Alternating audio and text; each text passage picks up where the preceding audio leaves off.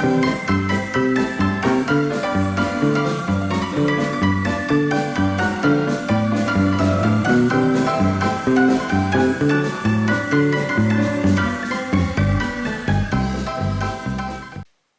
my name's Mark Webster. His name is Mark Baxter.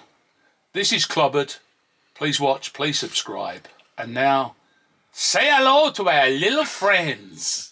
That's amazing, wasn't That's it? very good. I thought you walked in the room there. It's almost like you come in, here. The reason, of course, I'm referring Maybe you to, should tell people that. to the film Scarface is because we're talking about Scarf Ace. And there's a good reason. Yes. Because we've hit a milestone, haven't we, Bax? We have. Tootal. Now Tootal was a brand that we've all, my ilk, have definitely grown up with. It was the mod scarf of choice, especially the old vintage ones. The company is 225 years old this year. Get out! 1799, which is quite remarkable, really.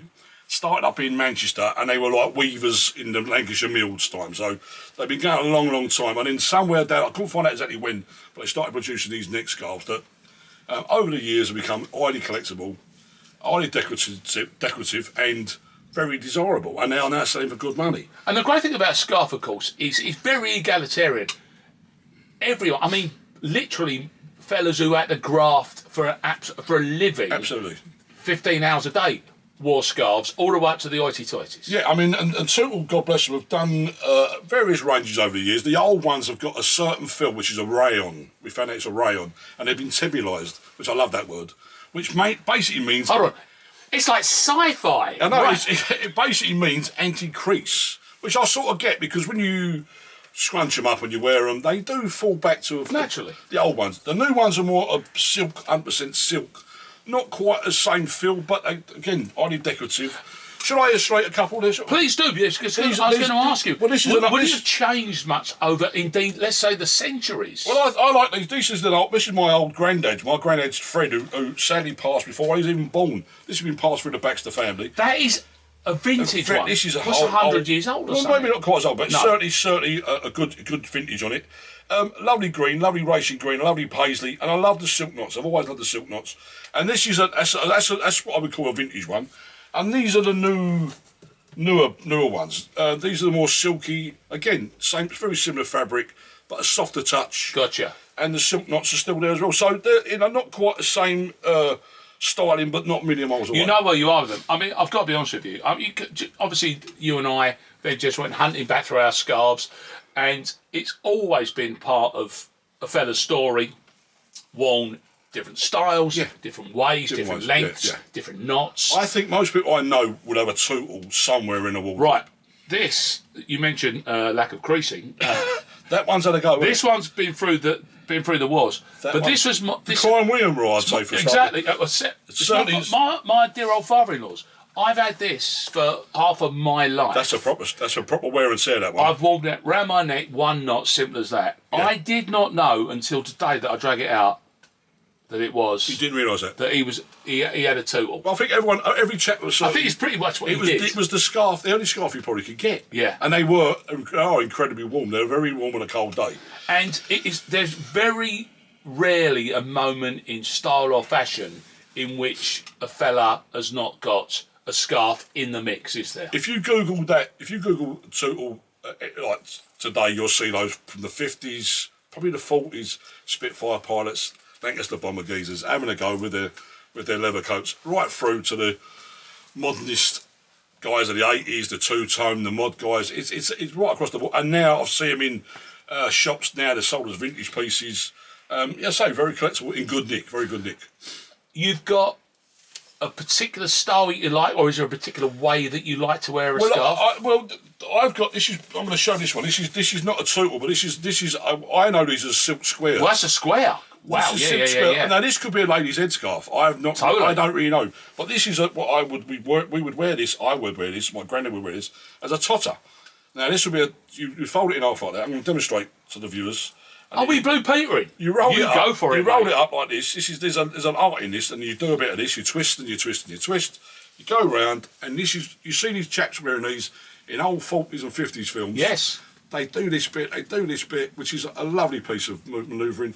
You end up with two pieces like that, and one goes under that brace, and one goes under that brace, and you end up with a lovely bow tie effect. Ta-da! Look at that. It's a lovely piece of I work. did not know that there's that much material involved in a Tootal scarf. That's amazing. I've got quite a few of these, but I think one or two might be ladies' head scarves, but this come from my dad. When my dad sadly passed, I was handed all this stuff, and I've worked out from looking at the old films, hey, you did that, not. And that's what it looks like. That's a wonderful. Leave that on. I'm leaving it on. Because now... I'm cold enough down here with the iron behind me. That's all I need a scarf. Which, by the way, is an operating iron, because this is a working basement. Never knowingly off. Never off. I've not casually just gone ka-ching. I love that. I like that look. This is Jack Shepherd, which is Child of the Jago. Yes, indeed. It's one of their ones. I'm going to put this in the scarves conversation, yes, because fundamentally it's neckwear is what we're talking about. It's all part of it, isn't it? And I've gone this route from 70 sold boy upwards, yes, and it is returned every few years.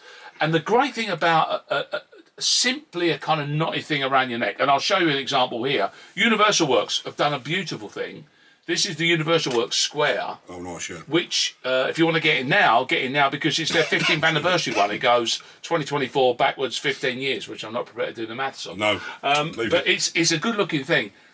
But what I love about this is, in terms of the breaking down of generations and everything, yeah, is if you think you're going out there and you're teaching someone a lesson by wearing something knotted around your neck like this, look at every old man over the last 200 years, because that's exactly what happens. Yeah.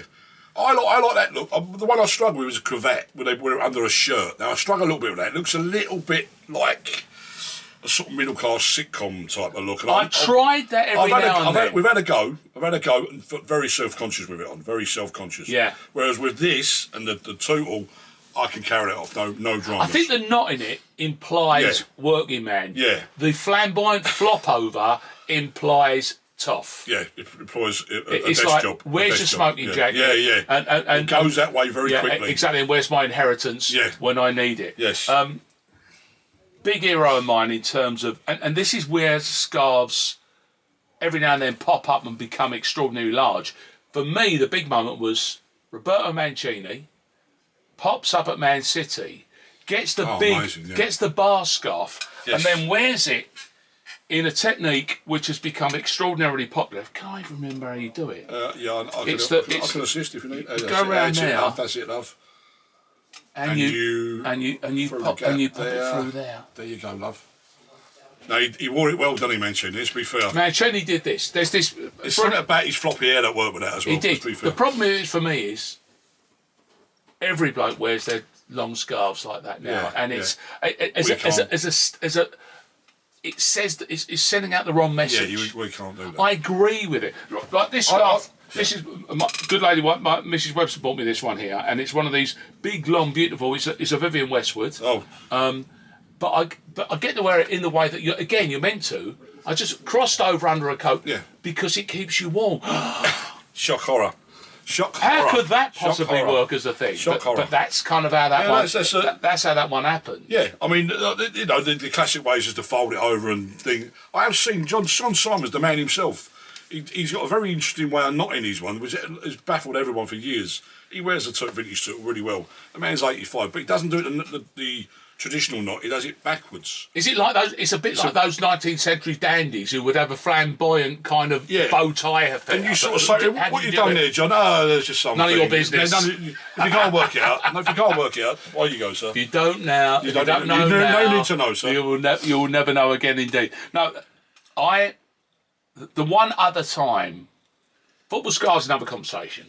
Scarves wrapped around the wrist, another conversation. Absolutely. Silk scarves wrapped a couple of times around your neck, then not in once, another conversation.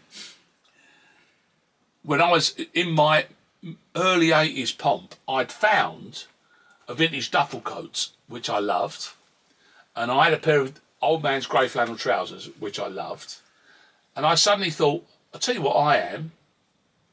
I'm a student from Oxford or Cambridge in the late 1940s, early 50s. And so I also then went for a college scarf. And I love them. I like college scarf.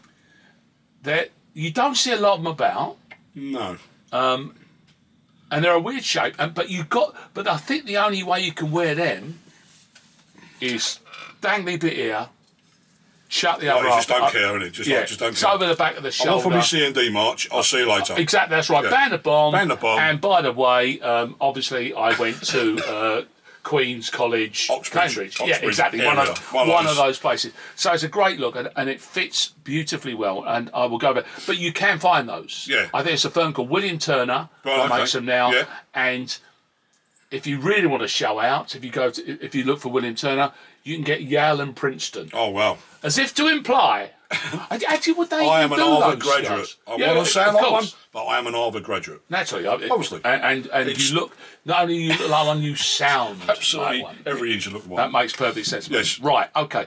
Rather than us doing a traditional new bits Yes. We got it's a little brand new twist. thing. A little twist. It's a competition Oh. because as Baxter's been pointing out, it's a big anniversary for Tootal, and as a result, they've done a celebration piece. Yeah. And we can give one away. Yes, we have got the good company of Tootal sent in a replica scarf that Mr. Paul Weller would have worn, I believe, in the Going Underground video of 1980 when he was in the Jam. And they've reproduced the... I think there's no holdout. Yeah, That's a massive important thing. Show the viewers the print first. There's the print. Some people will definitely May I? recognise that. You may. And they put it in a record sleeve. That's a great idea. 7-inch record sleeve, which is a nice little touch. And we have one of these to give away. And that's what we're going to do. So basically, to be with a chance of getting this through the post, we need you to subscribe to the channel, YouTube channel, and we need you to leave a comment with your name on it. Tell us your story about your Tootal wearing exploits. Now, we've lined up some of the greatest names in style and fashion to work as the judging panel. We got at least 10 people lined up. We can't say their names out loud because contractually, it's a big thing. You know, there's copyright and all that, lawyers. But trust us when we say a well-known person will point at the screen saying that one, or indeed someone you never heard of.